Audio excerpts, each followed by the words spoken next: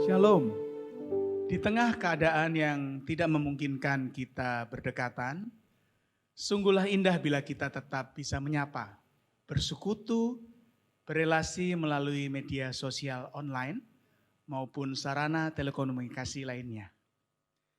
Sang Pencipta yang Maha Agung adalah Tuhan dari berbagai suku bangsa. Keberagaman kita sebagai satu gereja Tuhan adalah keindahan dan kekayaan yang tiada tara. Minggu ini Bapak Ibu dan Saudara sekalian, kita akan beribadah dengan corak ibadah Sulawesi Utara dengan lagu berbahasa Tombulu. Tombulu adalah salah satu suku di Minahasa. Marilah kita bangkit berdiri, meimo kita rumendai. Kita siapkan hati dan jiwa kita untuk menyembah Tuhan dengan sungguh. Kita akan mengawali dengan saat hening. Kita bersaat teduh sejenak.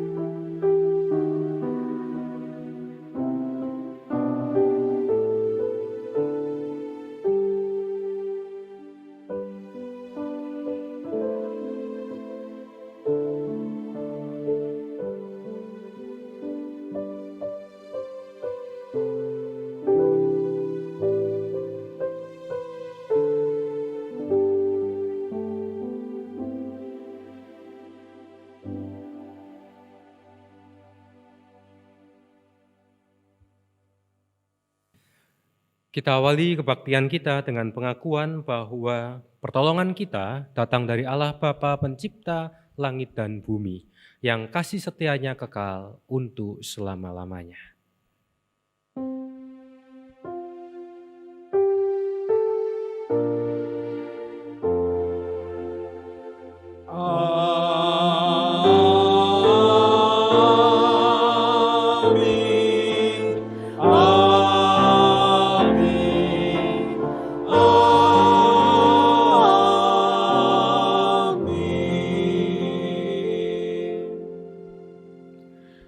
Kasih karunia dan damai sejahtera dari Allah, Bapa kita dan dari Tuhan Yesus Kristus, menyertai saudara sekalian. Dan menyertai saudara juga. Dipersilahkan duduk, kita rumumes. Bapak Ibu saudara-saudara yang dikasihi Tuhan Yesus Kristus, hari ini di dalam kebaktian Minggu tanggal 17 Mei 2020, kita akan mengambil tema bergereja dalam kasih dan relasi. Oleh karena itu sebagai dasar ibadah kita akan diambil dari surat Kolose pasal 3 ayat 14 sampai dengan 15. Dan di atas semuanya itu kenakanlah kasih sebagai pengikat yang mempersatukan dan menyempurnakan. Hendaklah damai sejahtera Kristus memerintah dalam hatimu, karena untuk itulah kamu telah dipanggil menjadi satu tubuh dan bersyukurlah.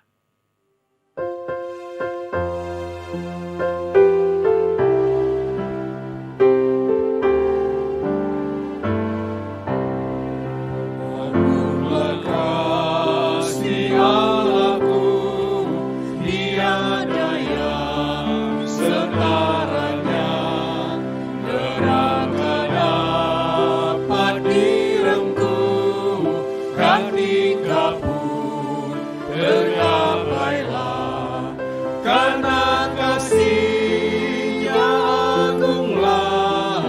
Sang Putra menjelma, Dia mencari yang sesat dan diampuninya. Oh kasih Allah agunglah, tiada bandingnya, kekal teguh dan mulia, dijunjung umatnya.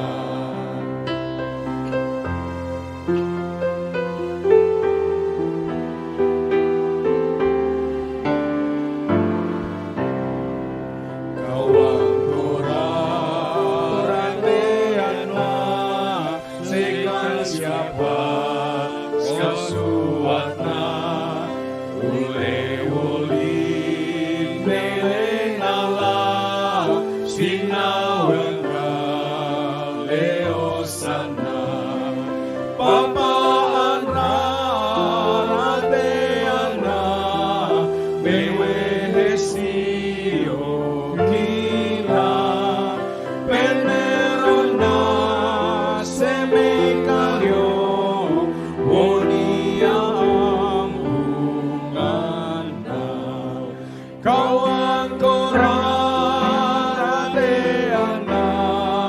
segan skasuwana, kaure-ure wangun ma, pasigien launa.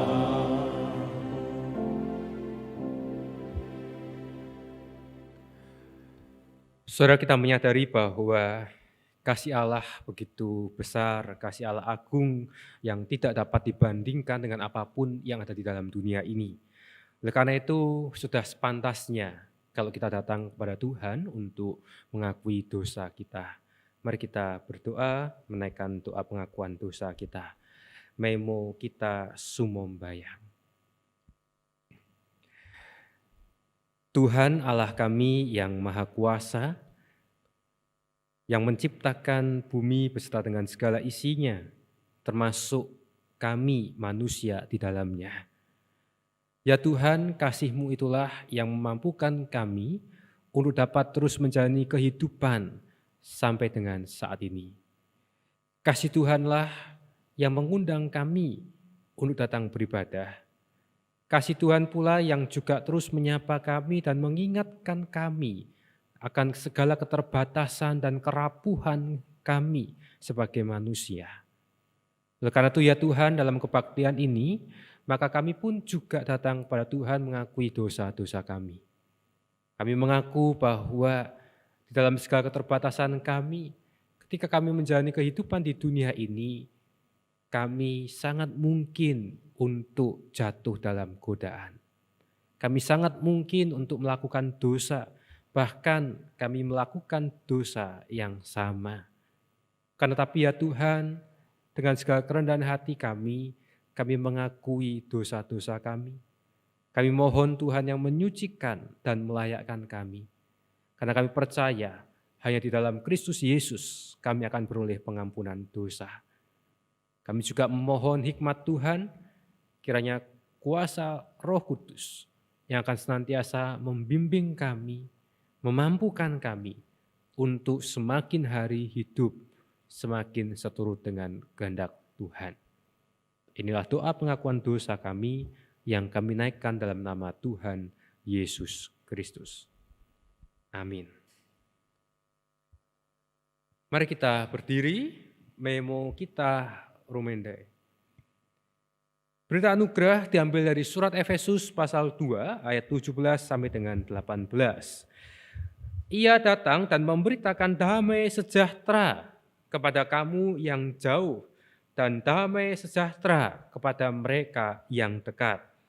Karena oleh Dia, kita, kedua pihak dalam satu roh, beroleh jalan masuk kepada Bapa.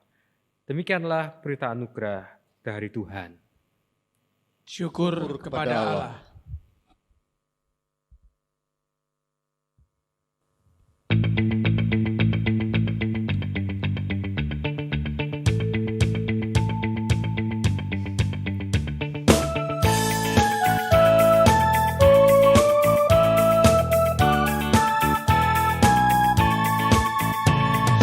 ikat persaudaraan, berdirilah teguh, sempurnakan persatuan di dalam Tuhanmu.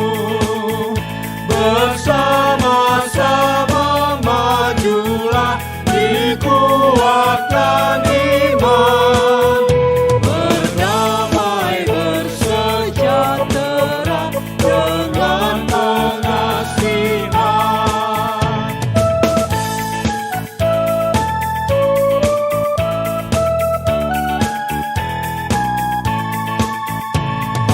Aesaan matuari ya kete-keteran, wangunan paesaan tak bungarani empung, mawali-wali lumampan esa paemanan, maleo-leo santuman maesa-esaan. Silahkan duduk, kita rumumes. Saudara, kita akan menerima pelayanan firman Tuhan, namun sebelumnya mari kita berdoa, mohon bimbingan Roh Kudus. Memo kita sumombayang. Tuhan, Engkau tidak pernah berhenti berfirman kepada kami. Firman melalui Alkitab yang kami baca, dan juga firman yang kami dengar melalui uraian dalam setiap kebaktian yang kami ikuti. Oleh karena itu ya Tuhan, ketika kami akan kembali merenungkan firman Tuhan, menerima pemberitaan firman, maka kami mohon bimbingan Tuhan. Kiranya Roh Kudus yang memimpin kami, yang memampukan kami untuk memahami berita firman Tuhan, dan lebih dari itu kami dimampukan untuk menjadi pelaku-pelaku kebenaran firman Tuhan. Engkau perlengkapi kami, secara khusus alat-Mu yang Kau pakai untuk menguraikan firman Tuhan, supaya firman yang diberitakan menjadi berkat bagi kami semua. Dalam nama Tuhan Yesus kami telah berdoa. Amin. Pembacaan Alkitab akan diambil dari Injil Yohanes pasal 14. Yohanes pasal 14, kita membaca ayat 15 sampai dengan ayat 21. Yohanes pasal 14 ayat 15 sampai dengan 21 dituliskan demikian. Jikalau kamu mengasihi aku, kamu akan menuruti segala perintahku. Aku akan meminta kepada Bapa, dan Ia akan memberikan kepadamu seorang penolong yang lain, supaya Ia menyertai kamu selama-lamanya, yaitu Roh kebenaran. Dunia tidak dapat menerima Dia, sebab dunia tidak melihat Dia dan tidak mengenal Dia. Tetapi kamu mengenal Dia, sebab Ia menyertai kamu dan akan tinggal di dalam kamu. Aku tidak akan meninggalkan kamu sebagai yatim piatu. Aku datang kembali kepadamu. Tinggal sesaat lagi dan dunia tidak akan melihat aku lagi. Tetapi kamu melihat aku, sebab aku hidup dan kamu pun akan hidup. Pada waktu itulah kamu akan tahu bahwa aku di dalam Bapa-Ku dan kamu di dalam aku dan aku di dalam kamu. Barang siapa memegang perintahku dan melakukannya, dialah yang mengasihi aku. Dan barang siapa mengasihi aku, ia akan dikasihi oleh Bapa-Ku, dan aku pun akan mengasihi dia dan akan menyatakan diriku kepadanya. Demikianlah firman Tuhan, berbahagialah kita yang membaca dan memelihara dalam kehidupan setiap hari. Haleluya. Haleluya, haleluya, haleluya.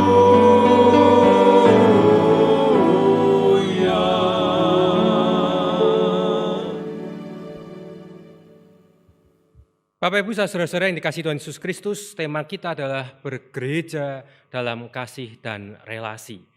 Nah, kalau kita ditanya apakah yang paling menarik dari komunitas yang namanya gereja? Yang paling menarik ini bisa dikatakan identitas gereja. Yang menarik juga bisa dikatakan sesuatu yang membuat orang ini mau masuk di dalamnya. Apapun itu, kalau kita ditanya, apakah yang paling menarik dari gereja? Bapak Ibu Saudara yang dikasihi Yesus Kristus, tidak dapat dipungkiri, banyak yang mengatakan, oh gereja yang paling menarik adalah kasih. Dikatakan orang Kristen adalah komunitas yang menunjukkan atau komunitas yang dibangun atas dasar kasih. Dan memang betul, ada orang-orang dan mungkin juga termasuk kita ikut terhisap di dalam gereja karena kita tertarik dengan kasih itu. Kan tetapi Bapak Ibu Saudara yang dikasihi Yesus Kristus, tidak jarang juga karena kasih pula ada orang-orang yang merasa bahwa gereja itu menjadi tidak lagi menarik. Kenapa? Karena mereka merasa ketika ada di dalam gereja mereka tidak menemukan kasih. Mereka merasa bahwa mungkin di tempat yang lain atau gereja yang lain kasihnya lebih banyak. Atau mereka lebih tertarik. Karena mereka merasa ada hal-hal yang lain yang ditawarkan di tempat itu.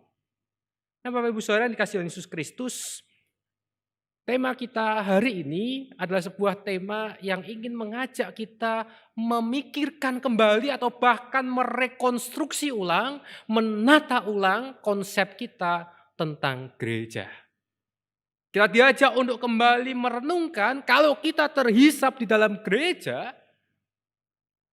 apakah yang sebetulnya selama ini membuat kita mau masuk, mau bertahan, mau berkarya di dalamnya. Dan selain itu, selanjutnya apa yang bisa kita lakukan sebagai gereja. Bapak Ibu Saudara yang dikasihi Yesus Kristus, bacaan kita hari ini memang bukan bacaan yang secara khusus membahas tentang gereja. Tapi bacaan kita hari ini adalah bacaan yang ingin mengajak kita memikirkan kembali atau membentuk kembali identitas kita sebagai gereja. Yohanes pasal 14 ayat 15 sampai dengan 21 adalah sebuah rangkaian boleh dikatakan pidato atau khotbah perpisahan Yesus kepada para murid. Di mana setelah Yesus selama 3 tahun bersama dengan para murid, dan hari itu, saat itu Yesus berpisah atau Yesus mengucapkan, menyampaikan pesan-pesan dan sekaligus mengatakan bahwa ia akan berpisah, tidak lagi bersama dengan para murid. Kalau kita mencoba membayangkan situasi pada waktu itu, bisa jadi Bapak Ibu Saudara kalau kita meminjam istilah yang lagi ngetren sekarang, para murid hatinya sedang ambyar. Kenapa saya katakan ambyar?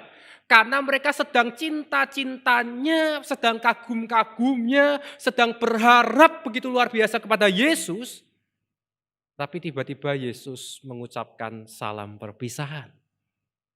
Bagaikan seorang kekasih, kalau dia sedang mencintai orang yang dikasihinya, cintanya itu sedang pada puncak-puncaknya, lalu tiba-tiba sang kekasihnya ini pamitan untuk pergi, tidak lagi bersama dengannya.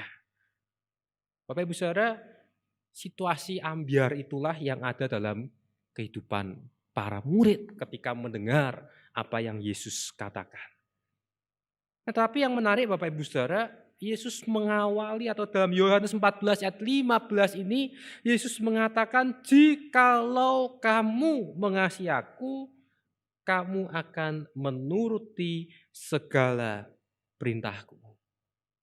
Apa yang dikatakan oleh Yesus ini sebuah perkataan yang sangat gamblang, perkataan yang sangat jelas, apa adanya, dan Yesus mengatakan, jikalau engkau mengasihi aku, kamu akan menuruti segala perintahku. Nah saudara, Yesus sebetulnya ingin mengajak kepada kita untuk mencoba melihat kembali apakah betul ketika kita masuk dalam sebuah komunitas gereja, karena kita menyadari kita ini adalah orang-orang yang mengasihi Yesus. Yesus mengatakan, jikalau kamu mengasihi aku, kamu akan menuruti segala perintahku. Yesus tidak mengatakan, kamu menuruti segala perintahku sebagai bukti atau kamu menuruti segala perintahku, maka itu adalah bukti kasihmu. Tidak. Yesus mengatakan karena kasih itulah maka para murid termasuk kita melakukan perintah Tuhan. Bapak Ibu Saudara yang dikasihi oleh Yesus Kristus, kalau kita bicara tentang kasih, maka kasih ini sebetulnya sesuatu yang sangat unik. Kasih adalah sesuatu yang merupakan daya tarik atau punya daya ikat, punya daya magis tertentu. Kenapa saya katakan itu? Sebagai contoh Bapak Ibu Saudara, kalau saat ini kita sedang dalam masa tinggal di rumah atau stay at home, maka kita boleh dikatakan 80% bahkan lebih waktu kita itu bersama dengan anggota keluarga kita. Nah, sekarang kalau Bapak Ibu Saudara mau jujur, kira-kira ya, sebelum stay at home dengan sekarang, konflik dalam keluarganya lebih besar mana? Lebih besar dulu atau ketika serumah terus ketemu? Suami istri kalau dulu mungkin pagi udah berangkat kerja sendiri-sendiri, malam baru ketemu, pulang di rumah sudah mungkin kondisi fisiknya lelah, ada cerita masing-masing. Orang tua pagi hari anaknya sudah sekolah, anak pulang dari sekolah, kemudian anak bisa cerita, oh di sekolah begini dan begitu, orang tuanya juga antusias mendengarkan.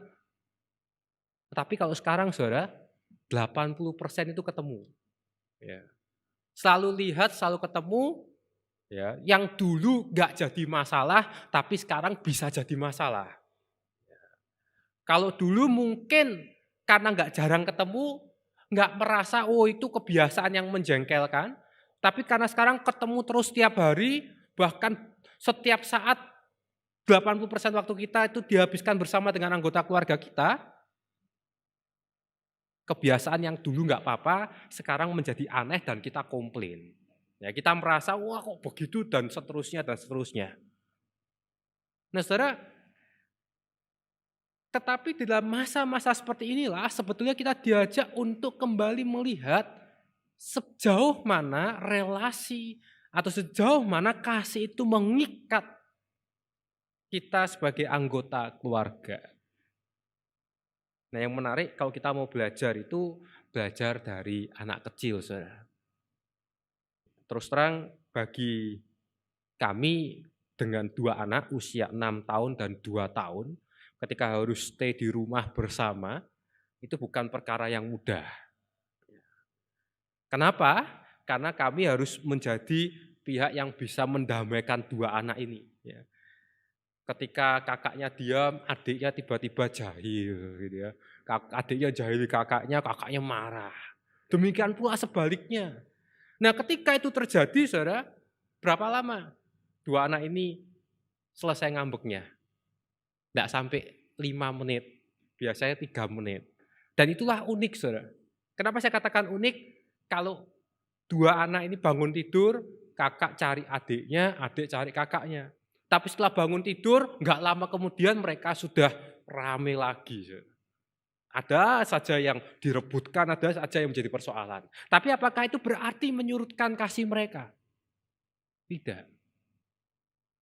Demikian pula kita sebagai komunitas pengikut Kristus, boleh katakan sebagai gereja. Apakah berarti kalau gereja itu punya identitas kasih? Apakah berarti kita tidak lagi atau di dalam gereja berarti tidak mungkin muncul perbedaan pendapat, tidak mungkin muncul perselisihan, bahkan tidak mungkin muncul konflik? Tentu saja tidak. Di dalam gereja, konflik, perbedaan pendapat perselisihan itu sangat mungkin terjadi. Tetapi itu semua tidak akan membuyarkan, tidak akan membuat kita terpisah, tidak akan membuat kita tercerai-berai dengan syarat kalau kita mengikuti apa yang Yesus katakan.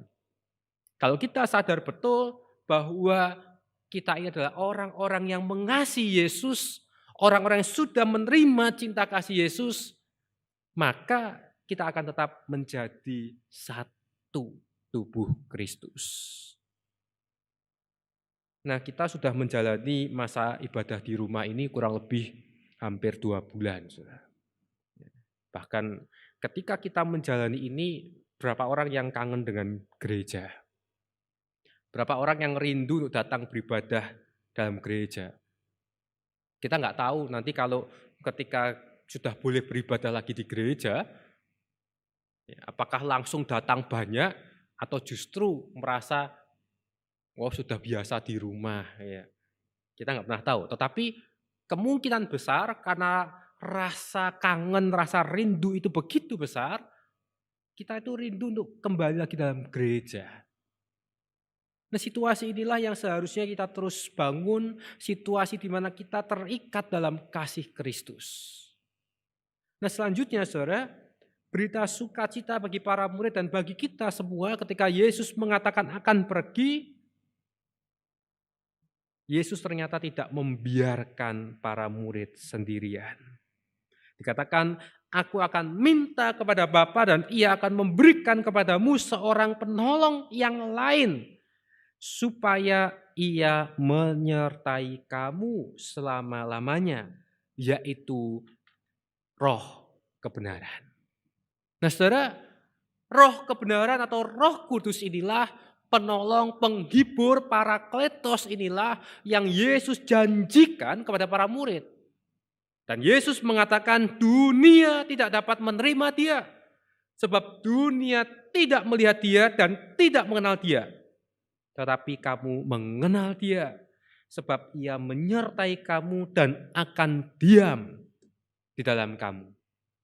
Nah saudara, kuasa Roh Kudus inilah yang rupanya akan menuntun para murid, menuntun gereja Tuhan sepanjang masa untuk mereka dapat hidup, untuk mereka dapat menyadari siapa diri mereka. Roh Kudus inilah yang akan memampukan kita sebagai gereja untuk tetap hidup dalam kasih dan sesuai tema kita, membangun relasi yang intim dengan Bapa, dengan Kristus, dan dengan sesama. Bapak Ibu saudara-saudara kasih Yesus Kristus, tadi saya katakan nuansa atau latar belakang dari peristiwa ini adalah Yesus yang berpisah, kemudian para murid merasa hancur atau ambyar hatinya. Bisa jadi dalam diri mereka pada waktu itu merasa kecewa. Mereka kecewa karena mereka sudah meninggalkan masa lalunya sebagai penjala ikan. Mereka mengikut Yesus, mereka mengorbankan semua yang mereka miliki. Tetapi ternyata Yesus tidak bersama dengan mereka terus. Nah saudara-saudara kasih Yesus Kristus, kita sebagai manusia pasti pernah kecewa. Sebagai manusia kita pasti pernah merasa tersakiti. Bahkan saudara, tanggal 5 Mei yang lalu, ini tanggal cantik ya, 5 bulan 5 tahun 2020. Ini kebetulan juga sama dengan ulang tahun pernikahan kami, gitu ya. Dunia dikagetkan, Indonesia terutama, gitu ya, dikagetkan dengan berpulangnya Didi Kempot. Nah, saudara, kalau kita tahu Didi Kempot ini sebetulnya bukan penyanyi yang baru. Ya, ketika saya remaja, ya berarti usia berarti sekitar tahun 97-an kalau nggak salah, sampai dengan tahun 2000 awal, Didi Kempot ini sudah mulai nyanyi. Sudah mulai ada lagu Campur Sari, saudara. Nah, lagu Campur Sari kan waktu itu yang terkenal, lagu yang menurut saya itu judulnya Capek. Kenapa capek? Lawong sewu kuto dilakoni, saudara. Ya. Didi Kempot kan nyanyi kan sewu kuto wis tak liwati ya, sewati tak takoni. Ya, itu kan dia berarti mencari cintanya melewati kota, mencari dari hati ke hati, tapi dia tidak menemukan. Bahkan Didi Kempot mengatakan kalau toh kamu sudah dengan orang lain, berilah aku waktu untuk bisa ketemu. Ya, ini kan menunjukkan betapa dia sudah mengalami kehancuran hati atau kekecewaan. Dan Didi Kempot rupanya konsisten, saudara. Dalam lagu-lagunya itu kan lagu-lagu patah hati. Bahkan yang terakhir, yang kurang lebih setahun yang lalu sampai terbentuknya komunitas Sobat Ambyar. Ya, kalau menurut Google, Sobat Ambyar itu terbentuk Juni 2019 dan saya tidak termasuk di dalamnya. Gitu ya. Sobat Ambyar ini menarik, saudara. Kenapa? Karena Didi Kempot ini penyanyi yang usianya jauh di atas para Sobat Ambyar, tapi justru Sobat Ambyar ini dibentuk dari generasi muda banyakan. Nah, lagu yang ngetren kan Ambyar. Ya, saya agak lupa lagunya. Ya, kalau saudara mau mendengarkan nanti di rumah silahkan. Ya, kan dikatakan wis ambyar atiku. Ya, dikatakan Didi Kempot menceritakan bagaimana hatinya itu wis kebacut ambyar remuk ning ati. Itu berarti kan bahasa Indonesianya hatinya sudah hancur berkeping-keping kan gitu. Nah, tetapi saudara yang menarik di sini adalah ternyata orang-orang yang patah hati, orang yang hatinya ambyar ini justru mempunyai ikatan. Dan bukankah ini sebuah kejujuran? Memang semua manusia termasuk kita pernah mengalami kehancuran hati. Akan tetapi saudara, justru yang menarik di sini hancur atau komunitas yang ambyar ini justru mereka mempunyai ikatan yang kuat, mereka mempunyai tingkat solidaritas yang tinggi, bahkan menurut berita sebelum Didi Kempot ini berpulang, dia mengadakan konser di rumah saja, itu bisa mendapatkan hasil 7,9 miliar, angka yang fenomena. Nah, kita lihat bahwa ternyata orang-orang yang ambyar hatinya ini bisa bersatu dan bisa membuat sebuah gerakan dan bisa menguatkan orang lain. Dengan demikian, saudara, kalau boleh saya bahasakan, kalau kita sebagai tubuh Kristus, kita sebagai pengikut Kristus, kita pernah mengalami kehancuran dalam hati kita, maka jadilah sobat ambyar bagi sesamamu yang juga ambyar hatinya. Dan itulah wujud kita bergereja dalam kasih, wujud kita membangun relasi. Oleh karena itu Yesus dalam ayat 20 mengatakan, pada waktu itulah kamu akan tahu bahwa aku di dalam Bapa-Ku dan kamu di dalam aku dan aku di dalam kamu. Dengan kata lain, Yesus ingin mengatakan kesatuan atau keintiman hubungan antara Bapa dengan Yesus itu harus dinyatakan dalam kesatuan kita sebagai tubuh Kristus dan dinyatakan melalui karya-karya kita yang dipimpin oleh kuasa Roh Kudus.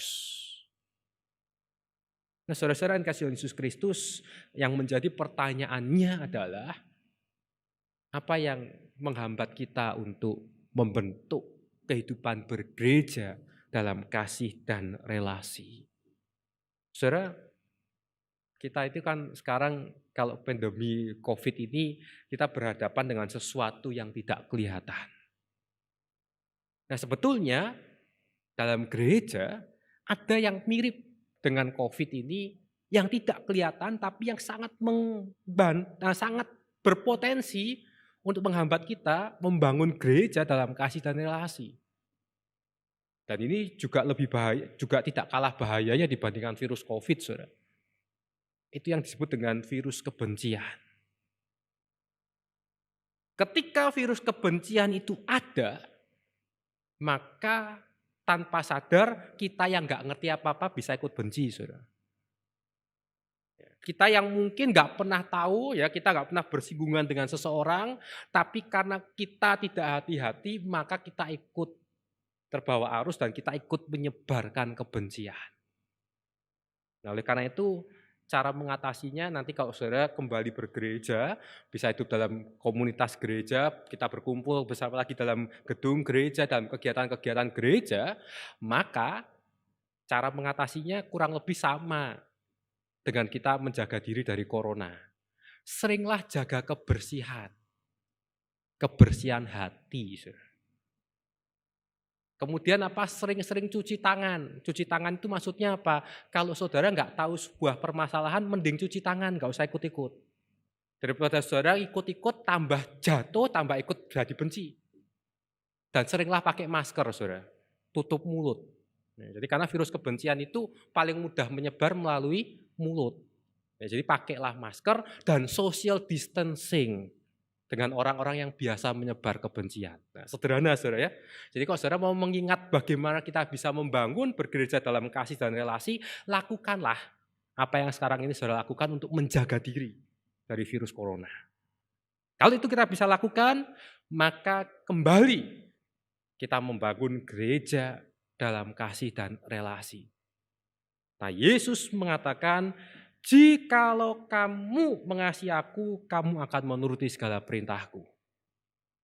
Siapapun di antara kita pernah kecewa, siapapun di antara kita pernah ambyar hati kita, tapi ingatlah, jadilah sobat ambyar bagi mereka yang sedang ambyar hatinya. Karena Yesus yang akan selalu menjaga hati kita bersih, Roh Kudus yang akan memampukan kita hidup jauh dari virus kebencian. Selamat bergereja dalam kasih dan relasi. Amin.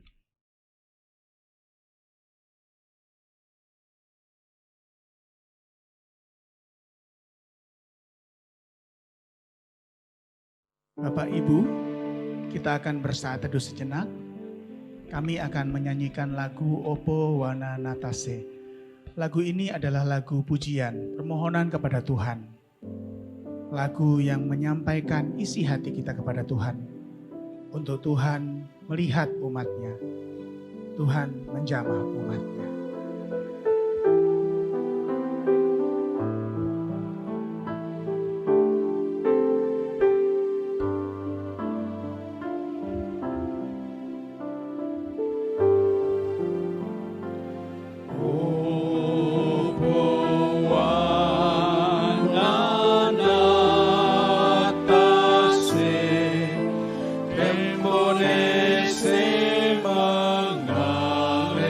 Mengalena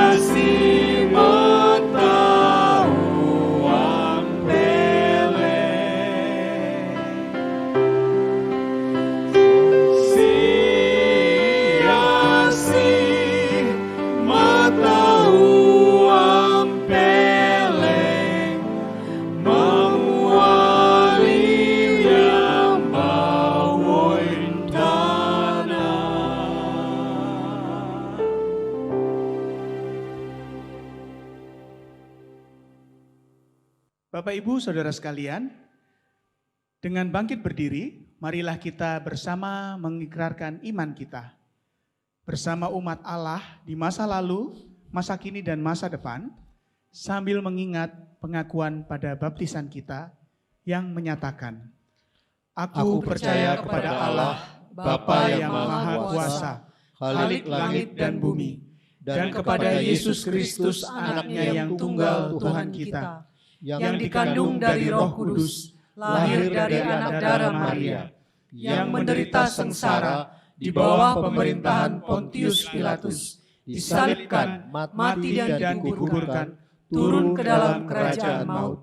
Pada hari yang ketiga, bangkit pula dari antara orang mati, naik ke surga, duduk di sebelah kanan Allah, Bapa yang Maha Kuasa, dan dari sana Ia akan datang untuk menghakimi orang yang hidup dan yang mati. Aku percaya kepada Roh Kudus, gereja yang kudus dan am, persekutuan orang kudus, pengampunan dosa, kebangkitan orang mati, dan hidup yang kekal. Amin. Kami persilahkan untuk duduk kembali.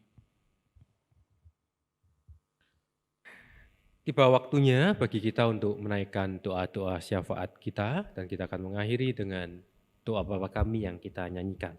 Mari kita berdoa. Tuhan yang Maha Kasih, kami percaya bahwa kasih Kristuslah yang memampukan kami untuk terus hidup sebagai gereja Tuhan. Tuhan yang kiranya juga memampukan kami untuk membangun cinta kasih dalam komunitas gereja kami. Kami berdoa untuk kehidupan bergereja kami, meskipun tidak dapat beribadah, berjumpa secara fisik, kiranya perjumpaan-perjumpaan kami di media sosial, media komunikasi adalah perjumpaan yang dapat saling menguatkan. Kami berdoa untuk setiap majelis jemaat, maupun juga pengurus komisi, sektor, setiap orang yang masih terus berkarya melalui gereja Tuhan, kiranya dapat menjalankan perannya dengan baik. Kami juga berdoa untuk saudara-saudara kami yang sakit, baik mereka yang dirawat di rumah, mereka yang harus menjalani terapi-terapi, atau mereka yang sakit karena usia lanjut, atau mungkin jika ada yang dirawat di rumah sakit, ya Tuhan, Engkau yang menguatkan, Engkau yang menjamah, memulihkan kondisi saudara-saudara kami yang sakit. Kami juga berdoa untuk bangsa dan negara Indonesia, secara khusus di masa pandemi ini, kiranya Tuhan menyertai pemerintah bangsa kami dalam menjalankan roda pemerintahan ini, dalam mengambil setiap kebijakan, dan mampukan kami juga seluruh rakyat Indonesia untuk ikut bersama-sama mendukung upaya penghambatan atau upaya pencegahan penularan virus corona ini, sehingga kondisi negara kami dapat segera pulih, kesehatan itu dapat terjadi, dan pandemi ini dapat segera berakhir, sehingga kami kembali menjalani kehidupan kami. Kami juga berdoa untuk seluruh rakyat Indonesia, mereka yang berjuang, mereka yang mungkin harus kehilangan pekerjaan, mereka yang harus untuk menjalani segala aktivitas mereka keluar rumah karena pekerjaan yang dijalani. Ya Tuhan, kiranya Engkau yang menjaga, melindungi, memberikan kekuatan kepada kami semua. Karena kami percaya bahwa cinta kasih Tuhan itu selalu ada, Tuhan selalu memelihara, Tuhan selalu menunjukkan cinta kasih kepada kami semua. Karena itu ya Tuhan, kami percayakan seluruh kehidupan kami dalam tangan Tuhan, Tuhan yang akan selalu beserta dengan kami, Tuhan yang akan selalu melindungi kami. Inilah doa-doa syafaat kami yang kami naikkan dalam nama Tuhan Yesus Kristus yang mengajarkan kami berdoa.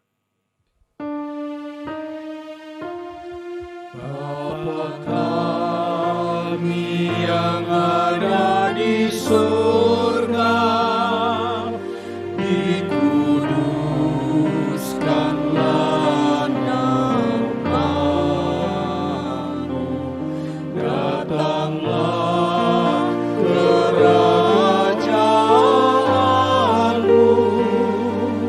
jadilah kehendak-Mu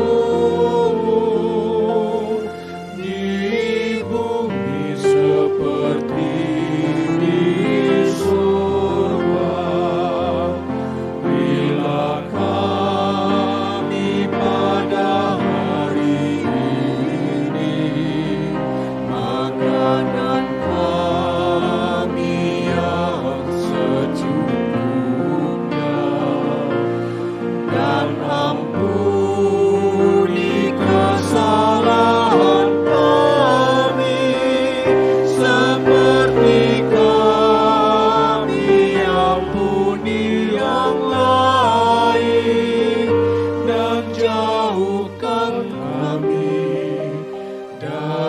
pencobaan.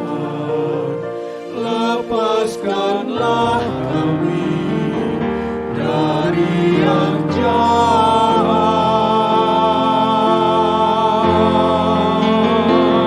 sebab Engkau yang punya kerajaan serta kuasa dan kemuliaan sampai selama-lamanya.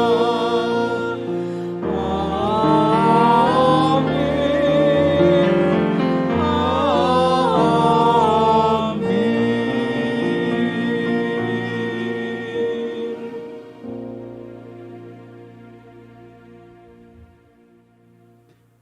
Marilah kita bersama-sama bersyukur dengan memberikan persembahan yang terbaik kepada Tuhan kita. Bapak, Ibu, jemaat saudara sekalian, kita akan memberi persembahan kita dengan mengingat firman Tuhan yang terambil dari Mazmur 54 ayat 6. Dengan rela hati aku akan mempersembahkan korban kepadamu, bersyukur sebab namamu baik ya Tuhan. Bapak Ibu, persembahan dapat diberikan dengan dua cara. Yang pertama, Bapak Ibu dapat mentransfernya ke rekening GKI Mojokerto dengan nomor 0501803-234 atas nama Hana Tejora Harjo. Dan yang kedua adalah Bapak Ibu dapat memasukkannya di dalam amplop, bisa disimpan, sehingga pada suatu saat nanti bisa diberikan ke gereja, atau bisa kontak penatua kelompok untuk bisa mengambilnya. Mari kita berdoa. Meimo kita sumombayang. Tuhan, kami mengucap syukur karena di dalam kehidupan kami, Engkau selalu menyertai kami. Bahkan di keadaan yang sesulit apapun, Tuhan tetap ada untuk kami. Tuhan, kami ingin memberikan persembahan kami. Terimalah persembahan ini Tuhan. Dan kiranya Tuhan melalui persembahan kami dan dikelola oleh gereja, persembahan ini dapat menjadi berkat bagi banyak orang. Kami menyerahkan tangan-tangan yang sudah memberikan persembahan.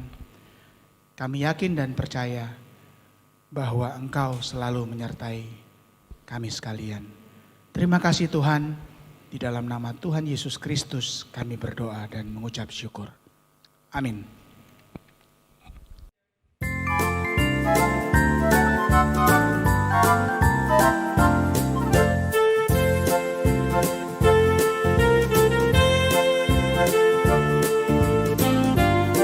Mari kita ucapkan syukur kita kepada Tuhan. Bersyukur kepada Tuhan, bersyukur kepada Tuhan, sebab Dia baik. Bersyukur kepada Tuhan.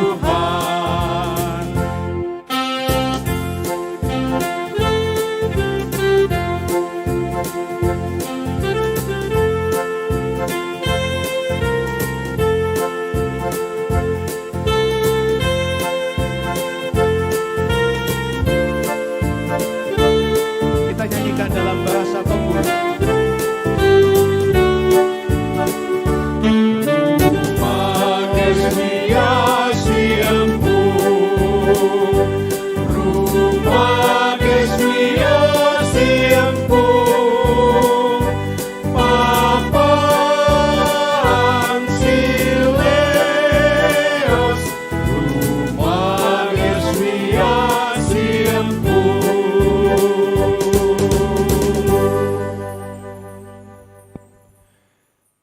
Saudara-saudara, marilah kita menjadi gereja yang terus hidup dalam kasih Tuhan dan membangun relasi dengan Tuhan dan sesama. Maka sekarang arahkanlah hatimu kepada Tuhan. Kami mengarahkan hati kami kepada Tuhan. Jadilah saksi Kristus, Syukur kepada Allah, terpujilah Tuhan, kini dan selamanya. dan terimalah berkat Tuhan. Allah Bapa yang menciptakan dunia ini, yang senantiasa menginginkan damai sejahtera bagi seluruh ciptaan, akan senantiasa memberkati saudara.